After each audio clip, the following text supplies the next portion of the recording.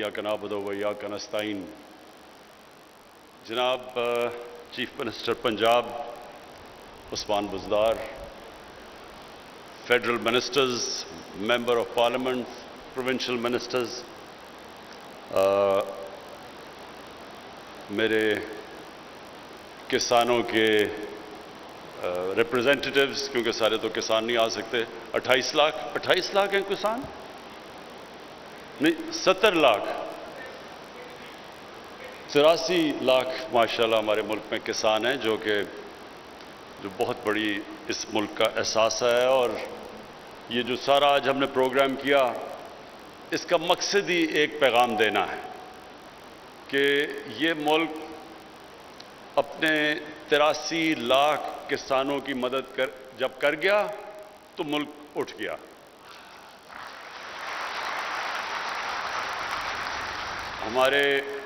हमारे जो किसान हैं, मेहनत कश लोग हैं। बिल्कुल इसने जमशेद चीमा ने सही बात की कि एक मुहिम चली हुई थी कि बड़े जागीरदारों ने मुल्क तबाह कर दिया, और उससे लोगों को, जो शहर में रहते हैं लोग, वो तो फर्क ही नहीं कर सकते जागीरदार और किसान में। 26,000 सारे मुल्क में वो लोग हैं जिनकी ज़मीन 125 एकड़ से ज़्यादा है, 26,000। तो जब लोग कहते थे कि जी जागीरदार टैक्स नहीं देते, उन्होंने ये किया और वो किया और लोगों पे जुल्म किया, तो वो ये नहीं रियलाइज़ करते कि वो तो 26,000 से भी कम है। असल इस मुल्क की जो जान है वो इस मुल्क के किसान हैं। मुझे बड़ी खुशी हुई, मुझे आज दो बड़ी चीज़ों से खुशी हुई। एक तो ये खुशी हुई कि तहरीक इंसाफ के दौर में सबसे बेहतरीन हमने अपने जो मेहनत कश किसान हैं, जो सबसे ज़्यादा मेहनत करते हैं, उनकी किसानों के पास इजाफी 1100 अरब रुपया मजीद गया, 1100 अरब रुपया। और ये इसलिए गया कि सबसे पहले जो किसान गन्ना उगाते हैं, हमने देखा कि वो बेचारे, जो हम देखते आए कि क्योंकि ताकतवर इस मुल्क में शुगर मिल वाले हैं, तो क्योंकि हमारे मुल्क में कानून की बालादस्ती नहीं रही, ताकत की बालादस्ती रही है, ताकत की हुक्मरानी रही है, कानून की हुक्मरानी नहीं रही। इसलिए क्योंकि ताकतवर शुगर मिल वाले थे, तो बेचारा किसान जाता था, ट्रॉलीज उसकी खड़ी हैं, कीमत उसको नहीं मिलती थी, जो रेट दी गई थी उस रेट से उसे कम पैसे मिलते थे, कटौती होती थी, और जो मेहनत करता था उसको उसका मेहनत का फल नहीं मिलता था, और जो कि ताकतवर था वो बड़े बड़े नफे कमा रहा था। तो मुझे खुशी ये हुई कि हमने कानून पास किया कि किस दिन शुगर मिल्स क्रशिंग शुरू करेंगी, अगर वो नहीं करेंगे उनको फाइन किया जाएगा।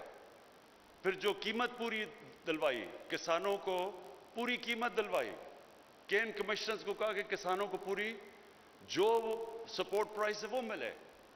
तो अल्लाह का करम है कि ये जो 1100 अरब रुपया मजीद गया किसानों के पास, इसकी बहुत बड़ी वजह यह थी कि गंदम की कीमत मिली किसानों को, गन्ने की कीमत मिली,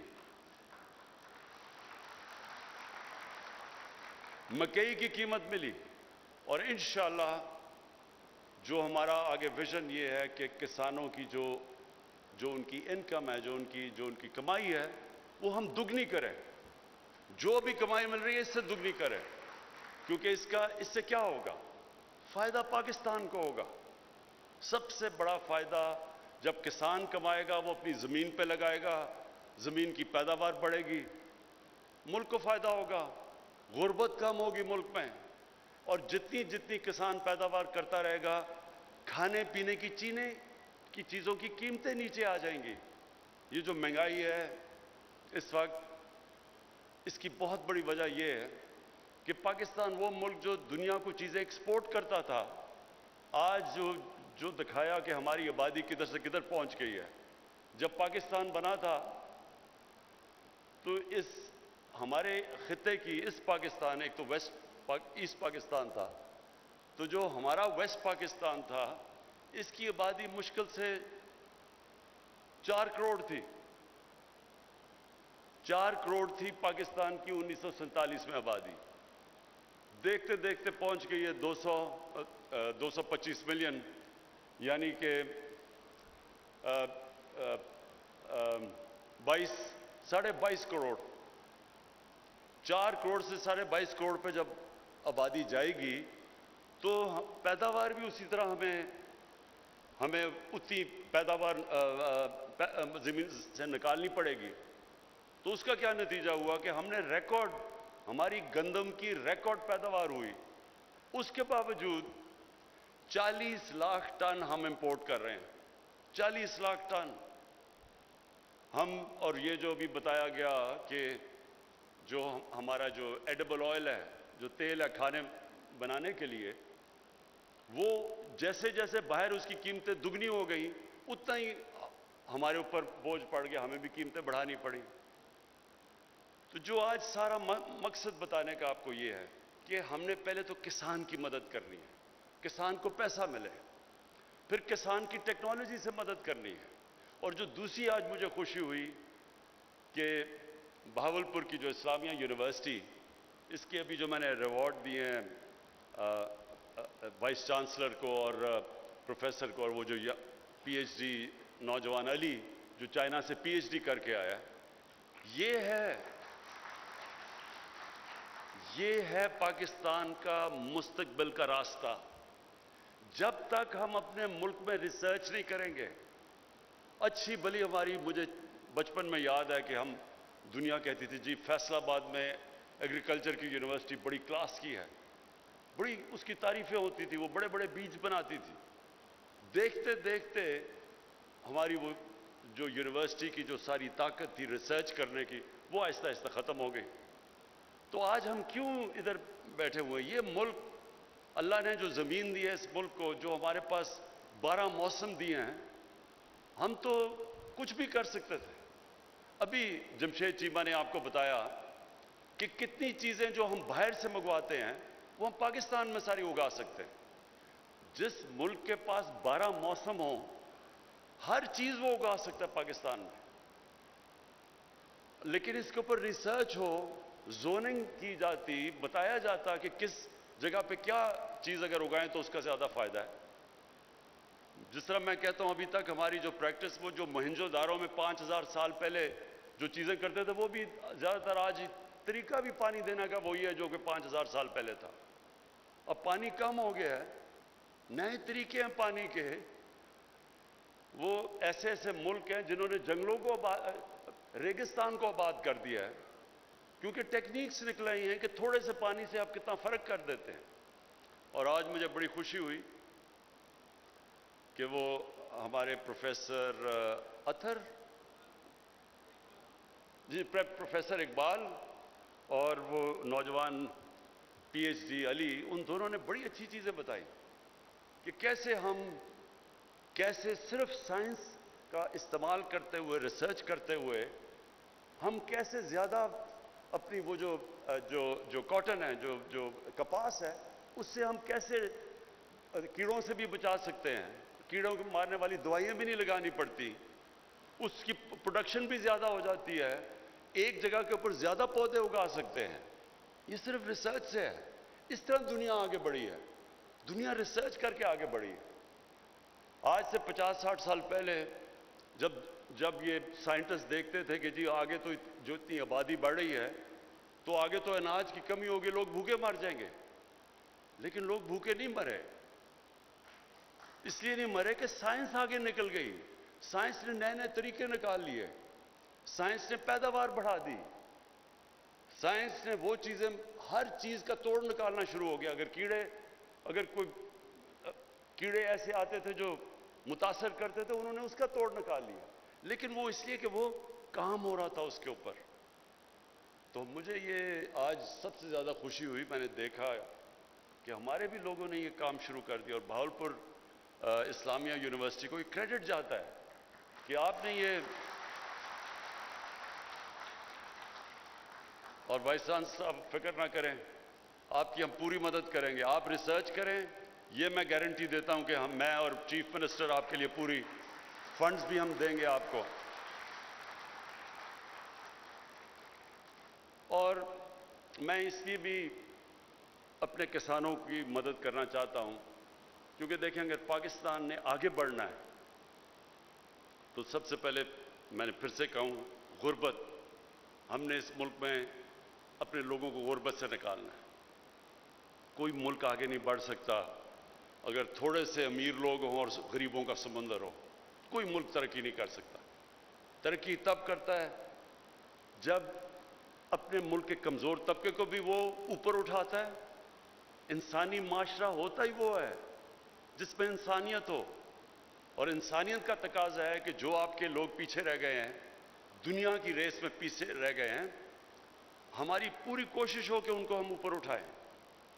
اور یہ مدینہ کی ریاست میں یہ نبی صلی اللہ علیہ وسلم نے سب سے بڑا اصول لے کے آئے تھے، دنیا کی تاریخ میں پہلی دفعہ کہ ریاست نے اپنے کمزور طبقے کو کی ذمہ داری لے کے پہلی دنیا کی تاریخ کی فلاحی ریاست بنائی تھی۔ تو چائنا نے اگر آج دنیا کی سب سے بڑی پاور بننے جا رہا ہے تو انہوں نے وہی اصول اپنائے تھے، انہوں نے بھی اپنے غریبوں کو اوپر اٹھایا تھا۔ آج سے 35 سال پہلے چائنا اور ہندوستان تقریباً ایک جگہ کھڑے تھے۔ آج چائنا کو دیکھیں اور ہندوستان کو دیکھیں، کیونکہ چائنا نے 70 کروڑ غریب لوگوں کو اوپر اٹھایا، غربت سے اوپر اٹھایا، اور وہ آج دنیا کی کوئی دنیا یہ سمجھتی ہے کہ اب چائنا کو کوئی نہیں روک سکتا کہ دنیا کی سب سے بڑی پاور بنے۔ ہندوستان کو دیکھیں، غربت کی انتہا ہے، ابھی دیکھیں جو حالات ہیں ان کے، اور کیا وجہ ہے؟ کیونکہ ان کا چھوٹا سا طبقہ امیر سے امیر ترین ہو گیا، لیکن غربت کی انتہا ہے وہاں۔ تو ہم نے وہ، جب میں کہتا ہوں کہ مدینہ کے ریاست کے اصولوں پہ چلنا ہے، تو سب سے پہلے جب ہم اپنی لوگوں کو غربت سے اٹھائیں گے تو ہمیں اپنے کسانوں کی مدد کرنی پڑے گی۔ جب کسان پیسہ بنائے گا، دیہات میں زیادہ غربت ہے، دیہات میں جب پیسہ جائے گا، جس طرح 1100 ارب روپیہ گیا ہے، مزید گیا ہے، جو پہلے سے زیادہ گیا ہے، تو جس طرح ہم دیہات میں کسانوں کی مدد کرتے جائیں گے، ملک خود ہی خوشحال ہوتا جائے گا۔ آپ کو پتہ ہے کہ پاکستان کی تاریخ کے سب سے زیادہ موٹر سائیکل بکے ہیں اس سال، کبھی پاکستان کی تاریخ میں اتنا موٹر سائیکل نہیں بکا۔ تو لوگ کہتے ہیں تباہ ہو گئے، ملک تباہ ہو گیا، تو تباہ ہو گیا تو ریکارڈ سارے ٹوٹ گئے موٹر سائیکل کے، ٹویوٹا کی گاڑیوں کے ریکارڈ ٹوٹ گئے ہیں، کبھی اتنی گاڑی نہیں بکی۔ تو موٹر سائیکل اس لیے بکا کیونکہ دیہات میں پیسہ گیا ہے، سب سے زیادہ موٹر سائیکل دیہات میں بکا ہے۔ تو ہم نے غربت کم کرنے کے لیے، پیداوار بڑھانے کے لیے، یہ جو باہر سے ہم کھانے پینے کی چیزیں امپورٹ کرتے ہیں اس کو روکنے کے لیے، کیونکہ یہ سمجھے، دیکھیں اس وقت پاکستان کا مسئلہ کیا ہے، اب ملک ماشاءاللہ اوپر جانا شروع ہو گیا۔ پہلے 2-1.5 سال تو ہم ملک کو سٹیبل کرتے رہے، مشکل حالات میں تھا، ہر طرح کے بحران آئے ہوئے تھے، پہلے سٹیبل کیا، اب آہستہ آہستہ ملک اوپر جا رہا ہے، تقریباً 4% ملک کی گروتھ ریٹ ہے، لیکن اب اس کو اور اوپر لے کے جانا ہے، اور وہ جائے گا۔ لیکن جو مسئلہ ہمیں آئے گا وہ ہے جس کو کہتے ہیں کرنٹ اکاؤنٹ، کہ ڈالر کتنے ملک میں آ رہے ہیں، ملک سے باہر کتنے جا رہے ہیں۔ یہ ایک مسئلہ اس لیے آ رہا ہے کیونکہ اب مشینیں امپورٹ کر رہی ہیں، ٹیکسٹائل کے لوگ فیکٹریاں مزید لگا رہے ہیں، اور لوگوں جب مشین امپورٹ کرتے ہیں تو ڈالرز ملک سے باہر جاتے ہیں۔ تو جب تک ہم اپنے ملک میں زیادہ ڈالر نہیں لے کے آتے، یہ ادھر ملک جا کے پھنس جاتا ہے، پھر ہمیں IMF کے پاس جانا پڑتا ہے، ڈالر کی کمی ہو جاتی ہے۔ اس لیے جو ہم چیزیں کھانے پینے کی امپورٹ کرتے ہیں، اور اس سال ہم نے سب سے زیادہ پاکستان کی تاریخ میں کھانے پینے کے اناج امپورٹ کیا ہے، کبھی اتنا زیادہ نہیں کیا۔ کاٹن بھی جو پاکستان ایکسپورٹ کرتی تھی، کاٹن بھی ہمیں امپورٹ کرنی پڑی۔ تو اس لیے کسانوں کو جب تک ہم مدد نہیں کریں گے، ہمارا یہ ٹریڈ امبیلنس ہو جائے گا۔ جسے کہتے ہیں کرنٹ اکاؤنٹ، وہ بجائے سرپلس میں ڈیفیسٹ میں چلا جائے گا۔ تو یہ ہمارا اس وقت چیلنج ہے، تو اس لیے بھی ہم نے کسانوں کی مدد کرنی ہے۔ لیکن کسانوں کی جو میں ابھی جو ہم نے کسان کارڈ دیے، یہ بھی ایک انقلاب ہے۔ اب تک کسان کو ڈائریکٹ پیسے نہیں پہنچتے تھے۔ جب ہم کسانوں کو پیسے بھی دینا چاہیں تو وہ اتنے مشکل تھا کسان کو پیسہ پہنچانا، بیچ میں کوئی کہیں نہ کہیں کوئی چوری کر لیتا تھا، کوئی پہنچتا نہیں تھا، بڑا مسئلہ تھا۔ تو یہ اب ہم نے ٹیکنالوجی کا استعمال کیا، اور پہلی دفعہ ایک کارڈ بنے گا کہ کسان اب اس کارڈ کے اوپر اس کو جو بھی ہم سبسڈی دیں گے، کھادوں کے اوپر، بجلی کے اوپر، ٹیوب ویل کے اوپر، جدھر بھی، وہ کارڈ کے اوپر اب سبسڈی آئے گی۔ وہ ڈائریکٹلی کارڈ جائے گا، کیڑے مارنے والی دوائیں ہیں اس کے اوپر سبسڈی، کبھی اگر عذاب آ گیا، خشک سالی ہو گئی، علاقے کے کسانوں کو مشکل پڑ گئی، تو کارڈ کے اوپر سبسڈی آئے گی آپ کی، تاکہ ڈائریکٹ ایک کسان جائے اور اپنا پیسہ نکال سکے۔ اور مجھے یہ بڑی خوشی ہے کہ یہ ایک پنجاب گورنمنٹ نے بڑا انیشیٹو لیا ہے، اور انشاءاللہ یہ اب ہمارے اگلا پختونخوا کی حکومت لے گی، آپ کو دیکھتے دیکھتے، اور جدھر پی ٹی آئی کی حکومت ہے آزاد کشمیر میں، اور انشاءاللہ گلگت بلتستان میں، اور کولیشن گورنمنٹ ہے ہماری بلوچستان میں، ان سے بھی ہم بات کریں گے کہ کسانوں کے لیے یہ کارڈ دیں تاکہ ڈائریکٹلی ہم کسان کو سبسڈائز کریں۔ اس کے ساتھ ساتھ ہیلتھ کارڈ، یہ ہیلتھ کارڈ تو میری جب سے میں پولیٹکس میں آنے کا سوچ بھی رہا تھا، تو تب سے میرا تھا کہ اللہ نے کبھی مجھے موقع دیا تو سب سے پہلے میں ایک ہر پاکستانی، اور خاص طور پہ جو ہمارے غریب طبقہ ہے، اس کے لیے ایک انشورنس ہوگی اس خاندان کے لیے کہ اگر گھر میں بیماری ہوتی ہے اور ان کے پاس، اگر غریب لوگوں کے پاس پیسہ نہیں ہے، تو ان کے پاس انشورنس ہوگی تاکہ وہ کسی بھی گورنمنٹ میں اور پرائیویٹ ہاسپٹل میں جا کے اپنا علاج کروا سکیں۔ اب یہ شوکت خانم کینسر ہاسپٹل بنا کیوں تھا؟ والدہ کو کینسر تھی، سب سے مہنگا علاج کینسر کا ہے۔ تو تب مجھے احساس ہوا کہ اگر ہمارے گھر میں پیسہ بھی اللہ نے کرم کیا ہوا تھا، تو اگر ہمیں اتنی مشکل ہے تو ایک غریب گھرانے میں کینسر ہوتی تو وہ کیا کرے گا؟ تو یہ تھی وجہ شوکت خانم بنانے کی، جو اللہ کا کرم ہے کہ آج بھی دنیا کا یہ دو، پشاور کا اور جو لاہور کا ہاسپٹل ہے، دنیا میں واحد کینسر ہاسپٹل ہیں دونوں، جدھر 70% مریضوں کا مفت علاج ہوتا ہے، کینسر کا علاج۔ لیکن میں نے تب بھی یہ سوچا کہ کبھی مجھے موقع ملے گا تو سب سے پہلا کام یہ کروں گا۔ تو ہمیں بڑی دیر لگی ہے تیاری کرنے کے لیے۔ پہلے پختونخوا کی حکومت میں پہلے ادھر سے شروع کیا ہم نے، ادھر سے انہوں نے تھوڑا تھوڑا کرتے ہوئے پھر سارے، اب پختونخوا میں ہر خاندان کے پاس ہیلتھ انشورنس ہے۔ یہ امیر ترین ملکوں میں نہیں ہے، یہ آپ حیران ہو جائیں گے، یونیورسل ہیلتھ انشورنس امیر ملکوں میں بھی نہیں ہے۔ یہ بڑے کم دنیا میں ملکوں میں ہیں جو کہ آج پختونخوا میں ہر خاندان میں، اور اس سال کے آخر تک سارے پنجاب کے خاندانوں کے پاس ہیلتھ انشورنس ہوگی، کہ کسی بھی 10 لاکھ روپے تک ایک خاندان کسی بھی ہسپتال میں جا کے، اگر گورنمنٹ نہیں تو پرائیویٹ ہاسپٹل میں چلا جائے، کسی بھی ہسپتال میں جا کے 10 لاکھ تک ایک خاندان اپنا 1 سال تک علاج کروا سکتا ہے۔ میں اس لیے کہہ رہا ہوں کہ یہ جو لوگوں کے گھر میں کبھی بھی مشکل آئی ہو، بیماری ہو، ساری ریسرچ ایک چیز ثابت کرتی ہے کہ ایک خاندان میں جو غربت کی لکیر سے اوپر ہو،